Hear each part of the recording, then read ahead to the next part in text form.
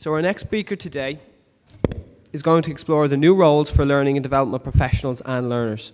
Donald H.Taylor started in IT training and now chairs the Learning Professional Development Institute, an international body who aim to improve the skills of trainers in all subjects. In 2010 and in 2011, Don topped the list of the UK's 10 most influential people in e-learning. His particular focus is on skills development and technology, and in particular on making sure that people and organisations have the skills that they need. I'll just get on stage and see if we can sort the PC out. Oh, fantastic. Look at that timing. Good morning. Let's go.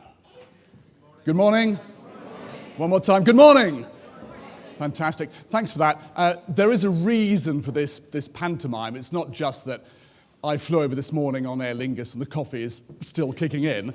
It's because we've got an hour together, or probably more closer to 45 minutes. I want to make sure that we are interacting rather than just having me talking at you all the time.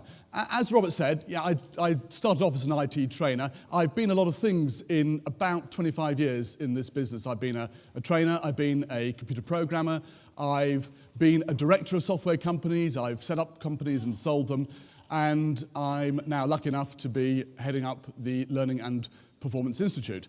By the way, this is just my way of saying if you want to get in contact with me, it's Donald H. Taylor on Twitter, LinkedIn, Gmail, and www.donaldhtaylor. Just, Donald H. Taylor is what you want to look for. We live in quite a complicated world now in what we do. It wasn't always like this. When I started off in training, it was wonderful.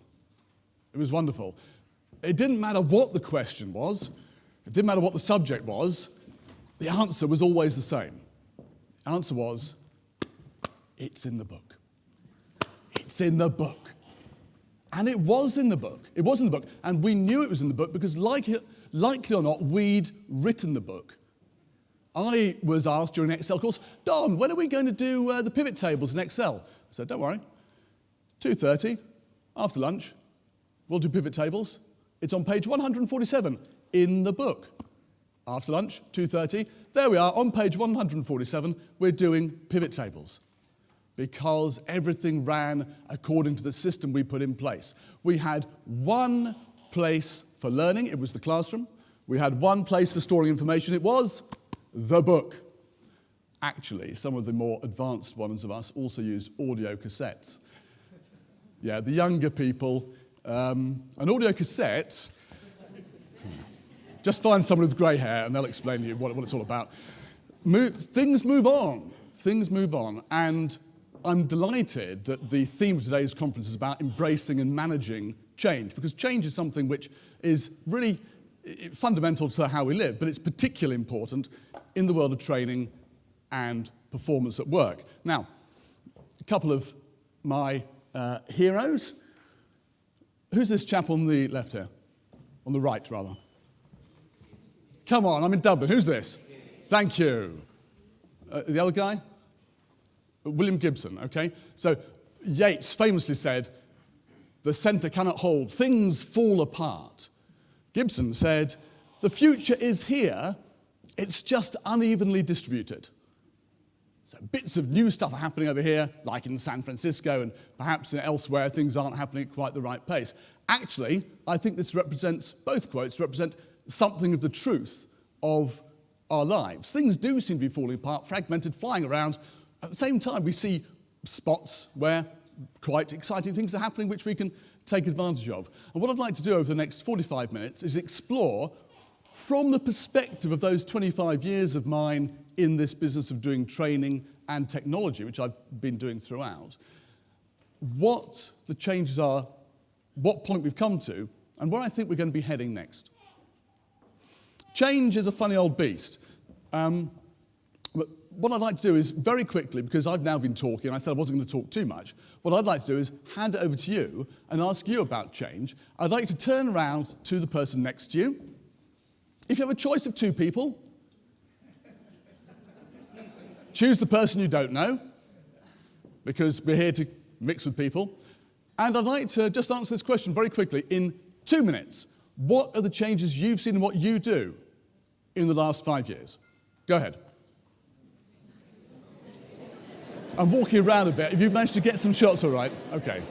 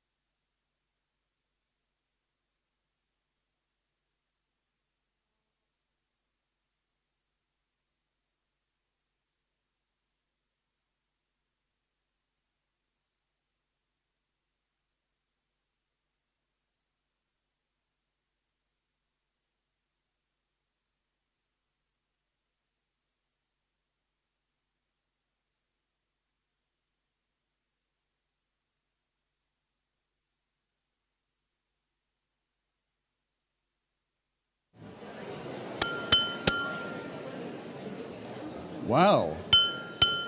You are very, very well behaved. That was 2 rings. I tell you what, in the UK it's bad enough, in America it's bad enough. Then the worst place for stopping people talking? Israel. Bizarrely enough. You crank people up, and then you of course, learning and development people are bad enough anyway, but apparently Israeli learning and development people, I couldn't get them to stop in the end. I just let them keep on talking. I had a great conference. I didn't do anything. What's the answer to the question? Everybody quickly want to throw some ideas out. Where are we? What's the big changes we've seen? Go. Probably slightly inverse of everything else. I used to work for a global software development house. Delivered content in the Connect, all of the tools that talked about here. Right. Now I work for an academic institution. Huh. And you submit the content by paper, and everything is still in the book, and it's still the texts that are right. While we've demands from our first years, second years, third years, postgrad students to use these things, EPUB, the web, all of the devices, and all of the technologies that they grew up with, because that's the environment, that's the world they grew up in. So, as I say, slightly inverse, managing the demands between the traditional learning context and modalities with the requirements for people who need to survive and live in the 21st century. I wouldn't say that's necessarily inverse to the general experience. I think most people are sort of caught between those 2 things, one way or the other. Any other experiences do you want to share? Yeah, everyone was chatting very happily 2 minutes ago. No, nobody wants to share anything. Come on, let's have a quick thought. I heard of... Yes, sir. It used to be that I could live quite happily with it, using the internet. Yes. Now I find it's getting that you have to Yeah. whether you want to or not. Yeah. You must learn. It's a really good point. I'll come on to this in a minute. It's like magic, and nobody notices it. 10 years ago, did anybody predict what we'd be doing now with Twitter? You can buy yourself a meal on Aer Lingus, choose your seat, check in, print out your ticket before you get to the airport. I'm not saying the meal's necessarily worth buying, but you can buy it if you want to. And now, that's just the trivial stuff. The real stuff you have to do, yes, you've got to be on the net. It's extraordinary. I think that's something which we actually take for granted. It's become part of our lives. One last thing. Any other thoughts about what's changed? Yes, sir. Shout it out. I don't want to read my work emails at home, but I do. And I love the way you did shout that out. You didn't need a microphone. You're right. You don't want to, but hey, we're shackled to it. We can't get away from it. And I'm going to invent something called the no-tell. The no-tell you go to, and you have no electronic devices at all. You are not allowed to read your email, have a phone, or anything like that. If anybody else does this, and I hear it popping up in Ireland, I'll know where the idea came from. And I think you're absolutely right. We don't want to, but we're shackled to it. We have to be on the internet. Suddenly, it's become our master. We talk about change, and we tend to think of change as being on a line. it's slow or it's fast and that's it. But I think in our field, it's slightly more complex than that. And I think what matters is how fast are we changing in contrast to or in relation to other things, in particular to the organizations that we serve. So if you imagine that L&D, the department of the training department, I'm talking particularly here about learning and development within organizations, but I think it also bears true for education. Are we changing fast or are we changing slow? As far as the organization's concerned, is that changing fast or changing slow? And of course, if you think about it, you could be in one or other of the 4 quadrants on here. If you're in the top right-hand corner, but you're changing fast, the organization's changing fast, it's exciting, you're open to new things, the organization's exciting and open to new things, you do new things quickly, it's good, it's also risky, things can go wrong. And up there is risk, but actually, there's risk everywhere on here. Down here, it's quite nice. We're changing slowly, the organisation or perhaps the environment's changing slowly. It's quite comfortable. Nothing's too onerous. It's a bit like the frog in the pan of water. You know the story. You bring the frog to the pan of boiling water and it leaps off your hand. You put a frog in a pan of cold water and slowly heat it up, and the frog, being cold-blooded, adjusts itself until eventually the water is boiling and the frog dies. Now, I don't know if this is a myth or a metaphor, there is a YouTube video of this, of course, and the guy takes it up to 80 degrees, and the frog is still alive at 80 degrees. No frogs were harmed in the making of that video. This bit here is what I call comfortable extinction, because we can go on not changing, the organisation can go on not changing, and eventually something catches up with us. Top corner, Instagram. Bought last June by Facebook, a 12-person organisation, for $1 billion. It's an eye-watering amount of money. Down here is Kodak. 100 years old, invented the $1 camera, leader in personal photography, filed for bankruptcy, January 2012, because they weren't changing fast enough. Fantastic organisation, not keeping up with things. What about up here? Well, up here, if we're changing fast and the organisation isn't, that can be very frustrating. We're doing great things, but the organisation just won't, and we're trying to bring it along with us. In those circumstances, I said to people, well, you should quit and find a faster-moving organisation or find a niche. In most places, there is somebody who understands what you're trying to do. And if it's a large enough organisation, you can work with them and get satisfying work. But in my experience, most people who are in learning and development professionally, who are working in an organisation, typically are down here, where we're changing probably a bit slowly, but the organisation, just because of the force of change generally in the environment we work in, is moving pretty fast.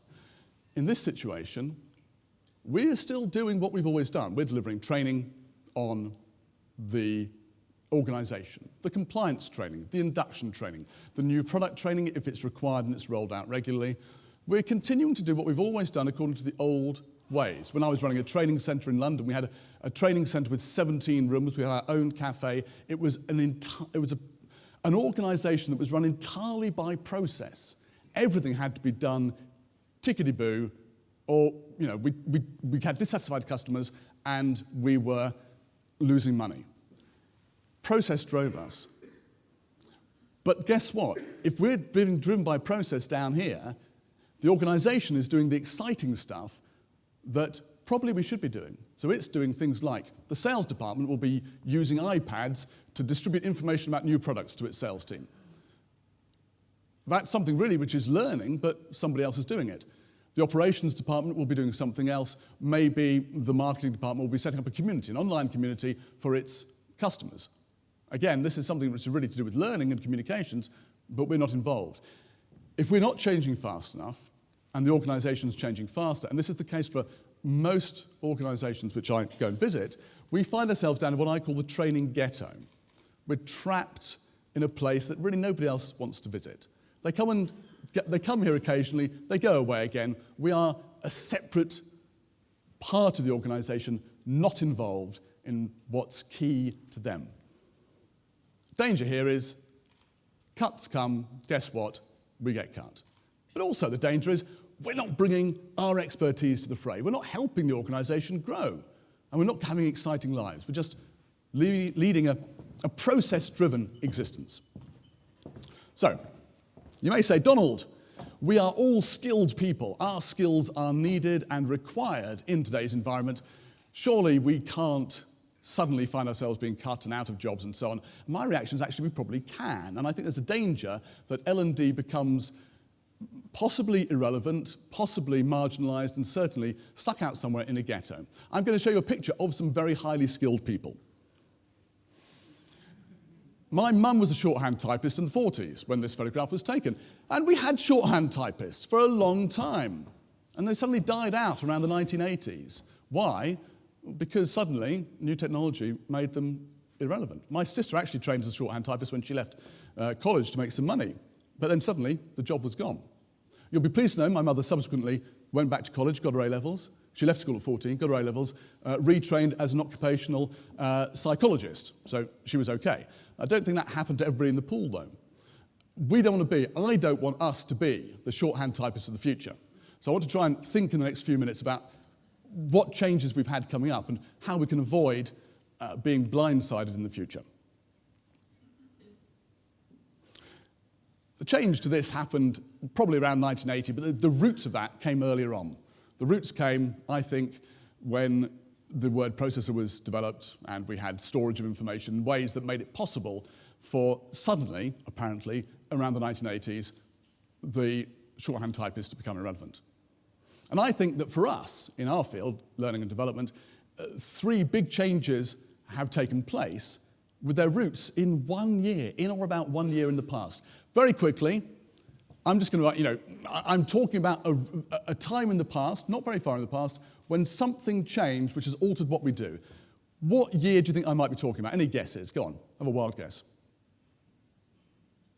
I need you to shout something out.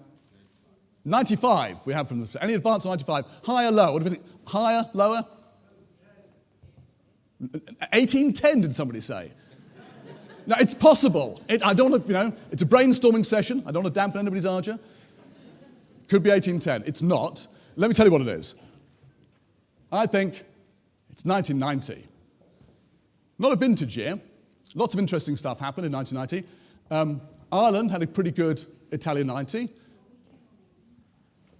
And some things don't change. Melody Maker, we've got the Rolling Stones are on tour, it says here. And they're still on tour. Okay, so nothing applies to the Rolling Stones. I don't know, they must go home and sleep in formaldehyde or something. What happened in 1990? Well, I think three things happened in or around 1990 that laid the foundations for us changing the way we work. Okay, I've chosen representative pictures, not necessarily from the year. Can anybody tell me what they are? What's this at the top? Anybody guess? Anybody? It's the Olympics, yeah. The Olympics. And that was Tim Berners-Lee sending a tweet from the centre of the stadium, "This is for everyone." Technology is one of the things that's changed how we do our work. In 1990, Tim Berners-Lee wrote the original proposal for the World Wide Web. And I think that's one of the things which has a crucial effect on the way we do our work. What's the middle picture here? Bit difficult to tell. Any guess? Berlin Wall, yeah, okay, 89, but I'm sort of squeezing things into my slightly random thesis here. Berlin Wall came down. I'm using that as a symbol for globalization. I think that precipitated a process of globalization. And finally here, okay, if anybody gets what I'm trying to say here, I'm going to give you a 20-euro note. Balance? No, sorry, but it's a nice idea. Intangibles. It's a balance of things you can't see. Intangibles have become increasingly important. Okay, having said that, obviously nobody's any the wiser, so let me have a look at what I'm actually talking about there.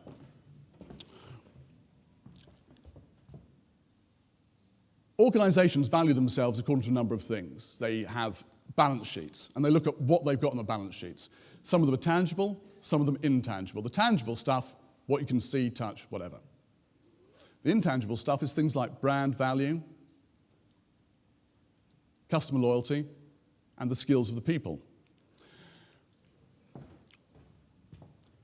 Back in 1975, almost all of the value of organisations, over 80%, was tangible. It was the order book, it was the goods in the office, it was the land, and so on. Now, the balance has entirely shifted. 80% of the value of most organisations, big organisations, is intangible. Only 20% is tangible. And the shift happened somewhere around 1990. We switched from tangible to intangible being the most important.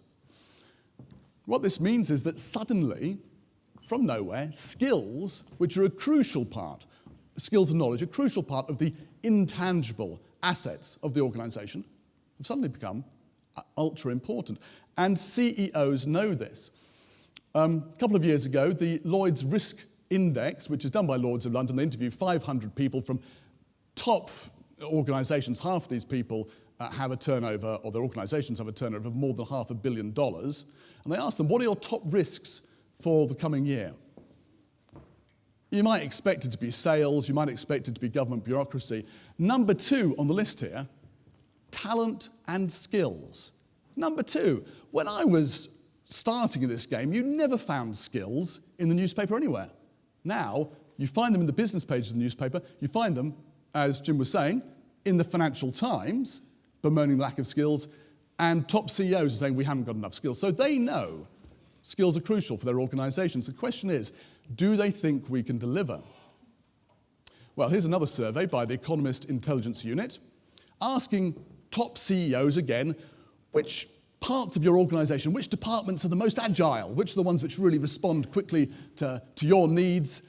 And we can see the sales department, the marketing departments are really agile, they're springing back and being helpful. They don't even have training on here, goodness me no, but they do have HR. HR scores a measly 9 on agility and a 31 on non-agility. 31.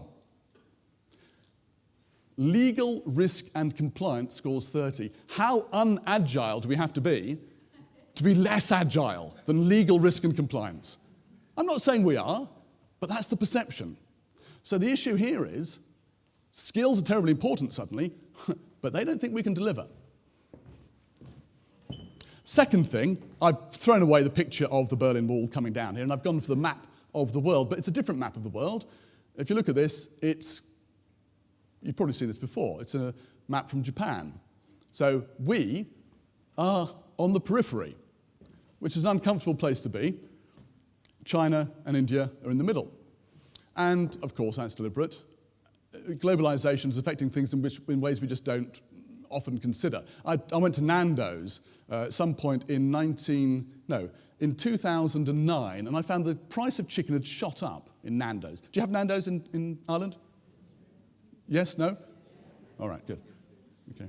We can edit that out of the video if you want to. I don't know if that's a commercial plug.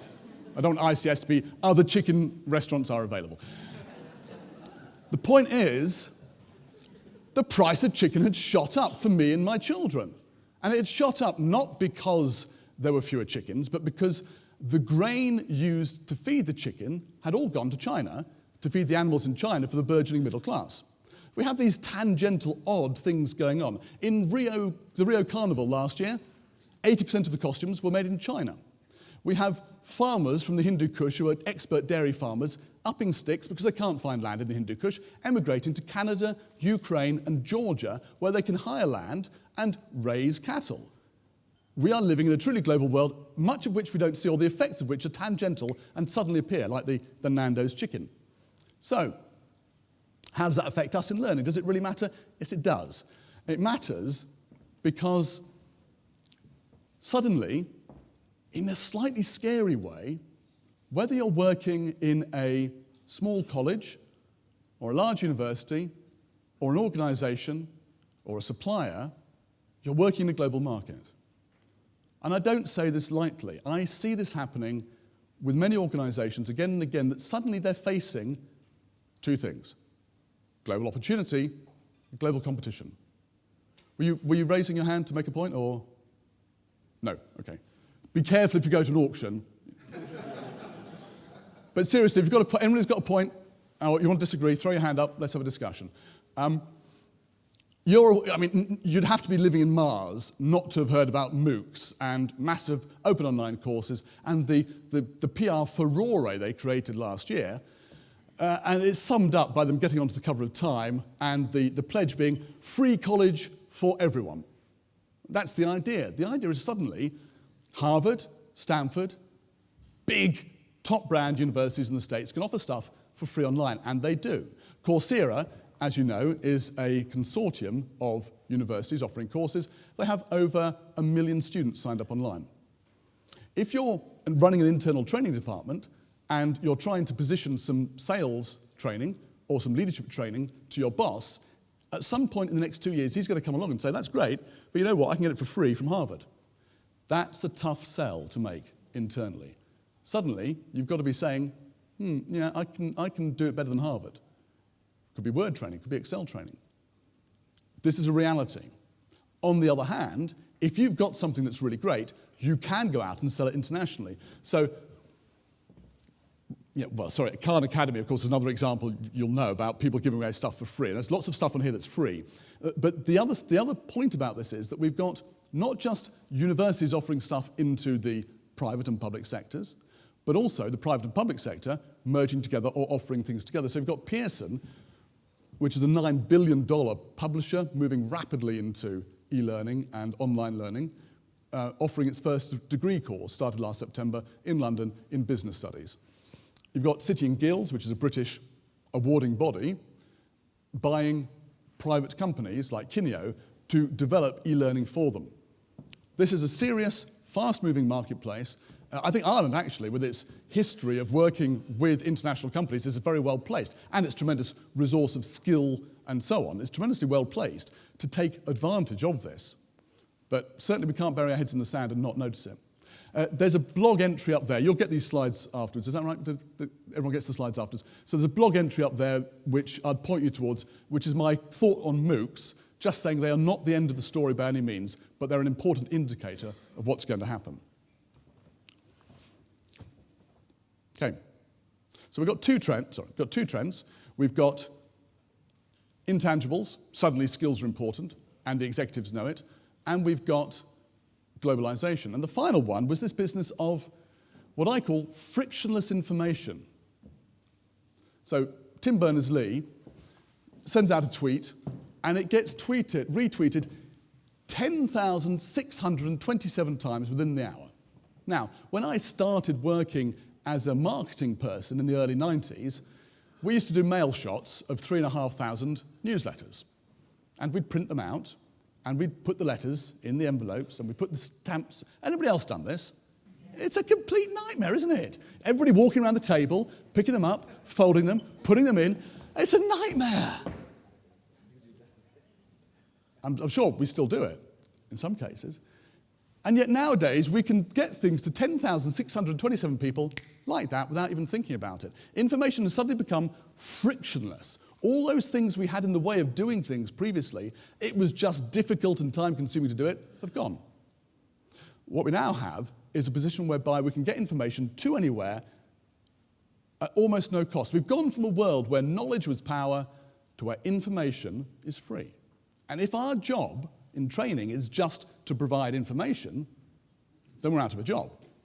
So the key thing for this that I get is that we need to be adding context all the time.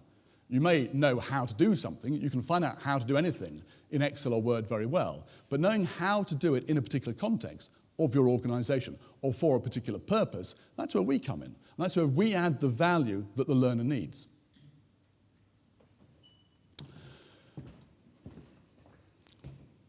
I'm running out of juice here. I need some water.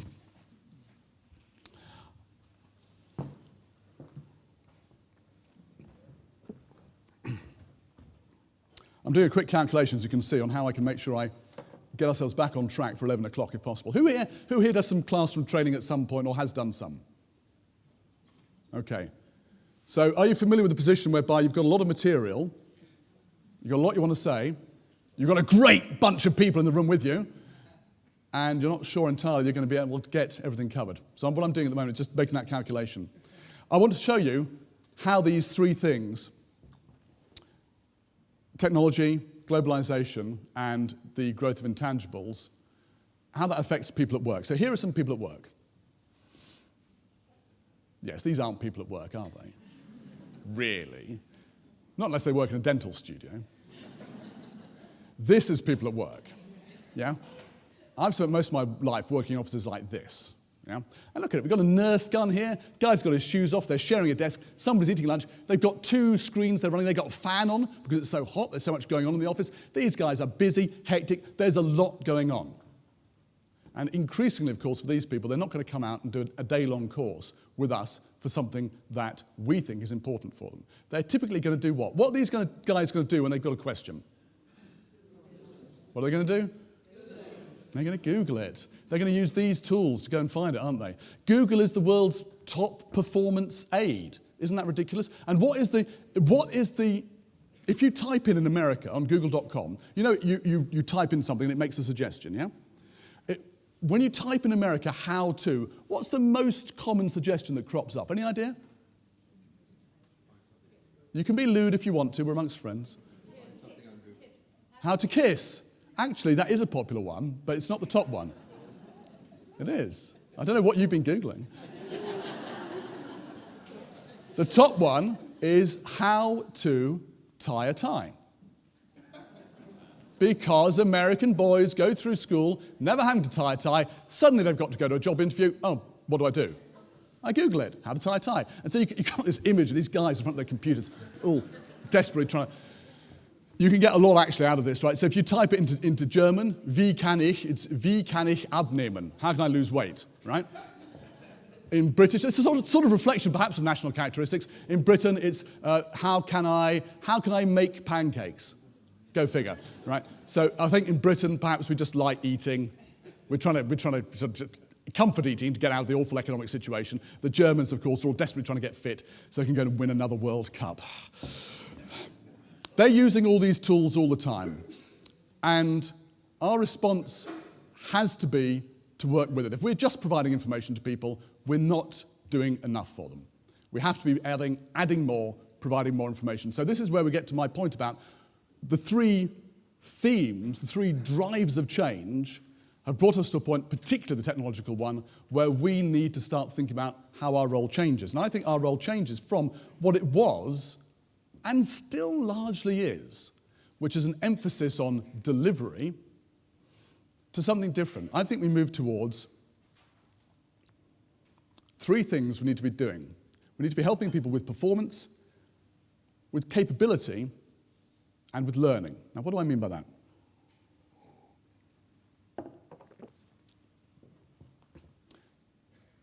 In the past, we were focused, just as I mentioned about that big training centre I used to run in London, we were focused on just getting the job done. It was entirely process-driven. I would have a meeting every morning with my sales team to make sure that we were selling the most numbers of seats on the most profitable courses. And you know what? A 4-day course is no use because you've got one dead day in the week. So let's make it a 5-day course. That's not responsible practice. For goodness sake, that's not helping anybody. But we were selling 5-day courses because it meant we didn't have dead time. So rather than focusing on the delivery and the process of what suits us, we need to be focusing on the impact that helps the organisation do its job better and helps people grow.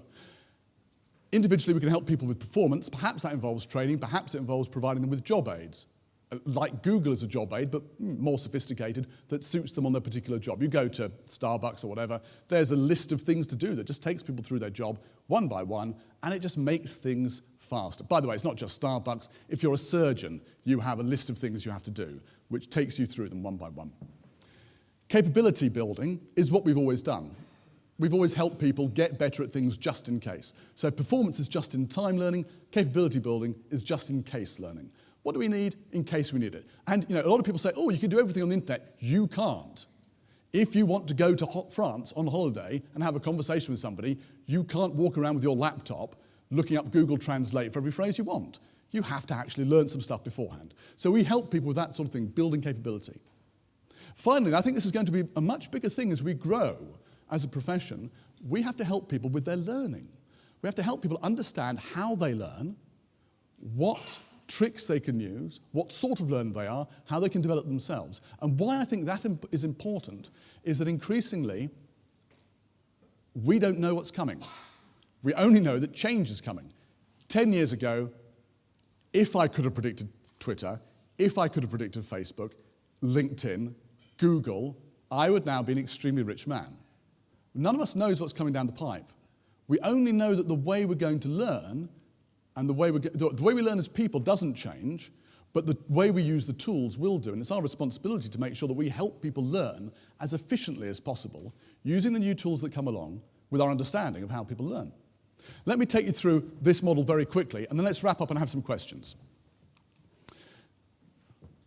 So what we've done in the past is we've concentrated on the individual, and we've looked at what I call just-in-case learning. Learning French, because you might go to France. Learning, as an engineer, everything you need to know, because at some point, you're building a building, and as a structural engineer, you can't miss something because you didn't know it. You have to know it just in case.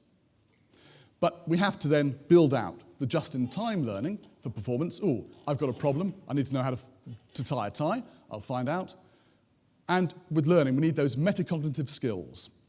That's why I needed the glass of water, to say metacognitive skills, so that people can learn how to learn. But in addition to that, if we're working within organizations, or if you're a college supplying services to organizations, it's also important to work with the organization in some way. And this is where, as a profession, we get a little bit uncomfortable very often. We start thinking to ourselves, this isn't in my skill set. Actually, traditionally, it hasn't been. So if you're in an organization and looking for good management, you want to do performance, well, performance is what an organization's about, and you make it happen with good management. Our role is to help management with that, is to help management plan the right skills they need for the future. So when executives say, we don't know what skills we need, we can say, we can tell you. And the one we have the least control over, but it's probably the most important to the organization, is the positive learning culture. That doesn't come from us, much as we'd like to believe, but it actually comes from the culture set at the top of the organization. And these all support each other. So if you want good performance, it's built usually on a basis of actually being able to do your job pretty well anyway, and being able to learn for your job increasingly is a matter of being able to learn fast because you know how to learn. And the same applies organizationally. And there are some, whoa, did I just double click that? No, I jumped forward. Very quickly, we've done some research with the Institute to have a look at, do we have the skills for the future? We've defined something called the learning capability map. It's a free tool. It will remain free to use. We're going to make it available shortly to download for free. You can assess yourselves on the tool for it. We've had something like 1,600 people go through this. We've collected data on what skills people have according to a year's worth of research that we did. So we set out the 27 skills that people need against a framework of 4 levels. So we have a straightforward capability map, and we ask people to say, where are you on that skills matrix for 1 or 27 of the skills, however many you want. We found that the most popular skills were the skills you might expect in our profession. This is for 648 people that we pulled the data out from, the first 600 people. Presentation, face-to-face, and design were very popular skills. Most people assess themselves against those. Among the least popular skills were what I'd call the newer skills, the one which we need to start supporting this new larger frame of how we do our jobs as learning and development professionals. So supporting communities of practice, if you're running online communities, if you're helping people learn online, being able to support an online community is terribly important. Only 32% of people said they had some skill in that area. We're very keen at the Institute of making sure that people actually have responsibility and understand how to run the financials of a department. Not many people had that, and data interpretation, which is increasingly important, almost nowhere. But you might say, Don, hang on. Maybe not many people assessed themselves against this, but the people who did were real stars and they were great at it. They rated themselves very highly. Unfortunately, that's not the case. The presentation people, the people doing the most popular older skills, well, they rated themselves very highly. So, in fact, we've got the skills, which as you might expect, for what we've always done in the past, the capability building. But for the newer stuff, supporting performance in particular, and helping people learn through the new technologies, and also working with the organisation on things like data interpretation, on those, not only did fewer people assess themselves, but actually, those that did assess themselves amongst the lowest of the entire cohort. So what we have here is a new role for learning, and we have people who are starting to grow into it, but I'm not convinced that yet we have the skills widely distributed to help us get there. So,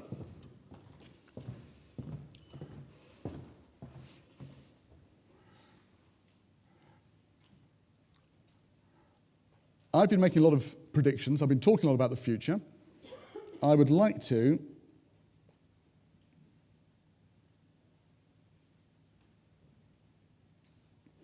end with a quote from Japanese physicist, scientist, Michio Kaku, who says, "Don, you're talking nonsense. It's impossible to predict the future with great accuracy." And I think it probably is. But I just want to recap and think about some of the things I've talked about. We are in a great period of change. We had 3 different sets of change that people were undergoing right at the beginning of this, and they're all relevant, they're all true.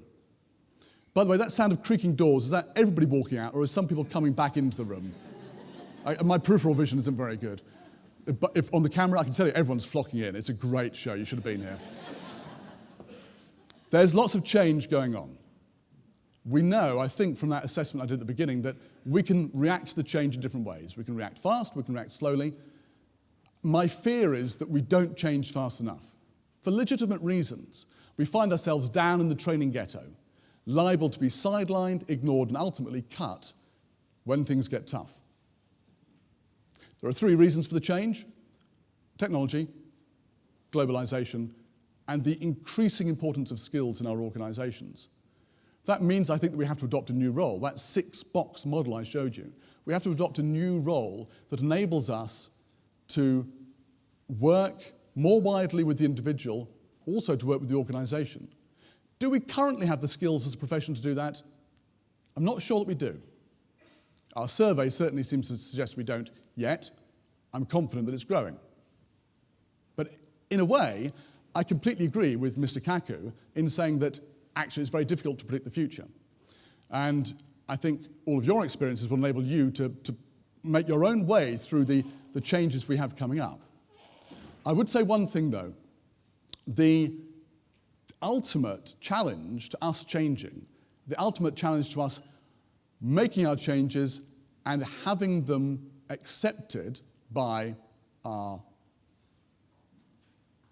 mentors, by our peers, by the managers and executives in organizations, by people who pay for the public sector in particular, the greatest challenge to that is not technology, it's not even our skills. The greatest challenge is the perception, and Jim alluded to this in his opening talk, is the perception that everybody has that actually there's only one way you deliver training, and it's the way that you always deliver training. And it's the way I was taught when I was at school. It's like that. And it doesn't matter if you're in kindergarten, it doesn't matter if it was 100 years ago in Wales, that's the top right picture. It doesn't matter if you're in university in Singapore. The natural emphasis is, therefore, we have to do it the same way here. I can't blame the managers and the executives and the politicians who think this way. Actually, a lot of good stuff happens in rooms with people talking at an audience. I hope you'll agree that this is one of those occasions. Thank you. But it's not the only way. And just because people are conditioned for the first 15 years of their life in this environment, it doesn't mean it's the only way of doing it. I would say that we have to branch out with this and use other methods as well in order to meet the challenge of the future to, as the conference theme has it, to embrace change. Thank you very much for your time.